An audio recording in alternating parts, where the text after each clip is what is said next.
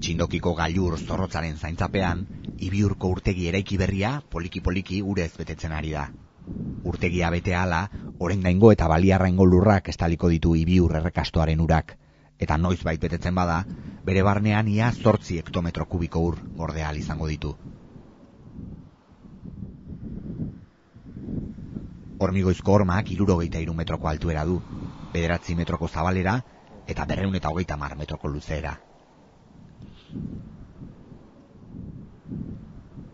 Ibiurko presaren gainean gaude, hemen azpian, hormigoiaren azpian, presako segurtasun eta kanalizazio sistema guztia dauzkagu.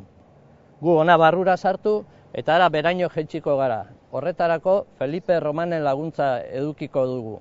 Bera, presaren ingenieru ardurauna da.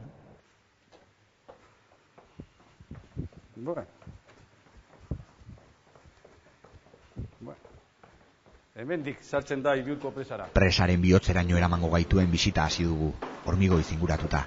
Hormigoiarekin ia bat egin da. Aurrez aurre 100 eskailera maila daude. Beherantz garamatzate. Feliperen eta bion urratzen soinua eta bion berbaroa besterik ez da aditzen hormigoizko laberintoan. Kanpotik zein barrutik begiratuta, presaren egiturak osoa dirudi, molde bakarrean egindakoa. Baina ez, modularra da. Bata bestearen gainean jarritako 16 blokek osatzen dute. Ibiurko presa ez da ikaragarri erraldoi horietakoa, baina txikia ere ez. Datu pare bat. Guztira 5 urte iraundute eraikitzen lanek, eta horma jasotzeko 200.000 metro kubiko hormigoi erabili dira. Hau da, 200 milioi litro. Hormari egunero egiten zaio jarraipena. Auskultazio sistema ugari daude galerietan. Blokeen arteko mugimenduak neurtzen dituen elongametroa, adibidez. Eta hemen daukagu neurria. Bata,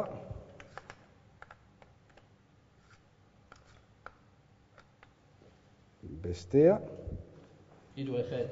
hori da, eta azkena, 3.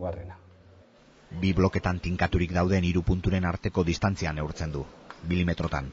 Eta horrela jakiten da blokeak zenbat mugitzen ari diren.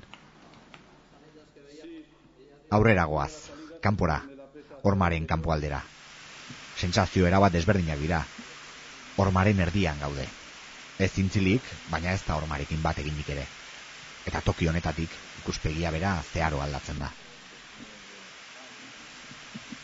Hormara daramaten irteera hauek bi zer egin dituzte. Bat, aire korrontea sortzea uraren kondentsazioa saiesteko. Bestea, beharra izan ezkero, hormara iristeko bestelako bideak edukitzea. Hormigoiaren babesotzera itzulita, lehen aldiz presa baten barnera sartzen denari atentzio ematen dion mekanismo batekin egin dugu topo. Pendulua. Foucaulten penduluaren antza du. Goian, puntu tinko batean lotutako ari fin batu. Aritik zintzilik berriz, pisu bat. Egitura horren helburua, uraren bulkadaren ondorioz presak izan ditzakeen mugimenduak neurtzea da. Hemen dauzkagu aparagailuak, hau da ispilu bat, bakarrik, jartzen da hemendik, eta hortik ikus dekezakegu hilo bat, eta jartzen dugu zuzenean, ikusteko bakarrik hilo bat, ez bi. Hemendik eta ona, hori da, bat ikusi behar da. Orduan, orain, hor dago. Arrutzi begiratzen? Venga, begira. Hori da, bakarri bat, Eta gero, sartzen dugu neurgailua eta apuntatu dugu neurria, hemen daukagu neurria.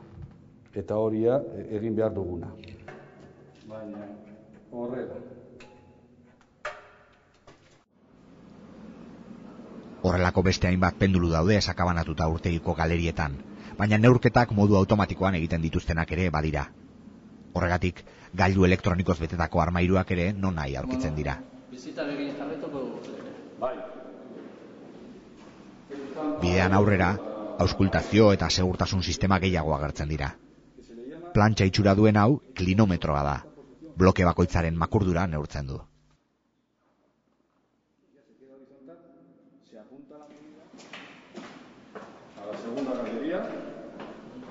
Jaisten jarraitzen dugu, eskaileratan behera. Segurtasun sistemak errepikatu egiten dira, eta berriren bat ere agertzen da. Pendulua, baina automatikoa kasu honetan. Bisita bukatzen ari da. Galerietako iluntasunetik eta estutasunetik ihes eginda, balbulagelak egin digu harrera. Ez da zela ireki bat, baina zabaltasun sentsazioa ematen du behintzat. Hornidurarako erabiliko diren 4 ur argune daude toki honetan, ura lekualdatzeko argune bat, eta ura ustutzeko beste balbula eta hodi batzuk.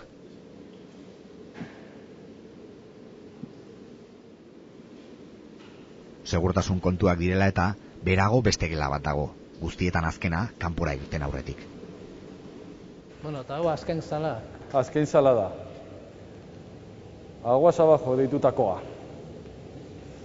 Eta errepikatzen dira balbula guztiak. Desagüe de fondokoak,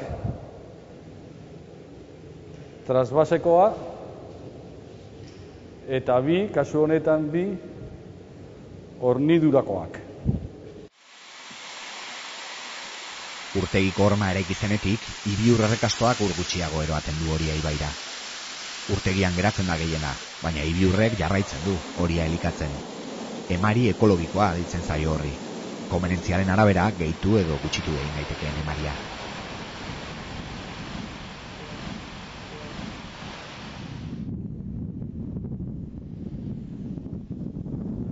Presaren ondoko eraikinetik urtegiaren egituran gerta daitezkeen gorabera guztiak zaintzen dira.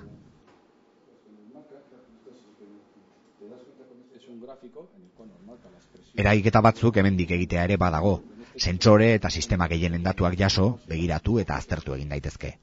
Minuturo batzuk, orduro beste batzuk, eta egunero gainerakoak. Historiak osa daitezke, eta haien arabera erabakiak hartu. Urtegia betetzeko lanak ekainean hasi baziren ere, ez dago garbi noiz iritsiko den Ibiurko ura Tolosaldeko herrietara. Uda lehorra izan da, oso euri gutxi egin du. Udazkena eta negua nolakoak izango diren ez dago jakiterik. Lainoen menpe, beraz.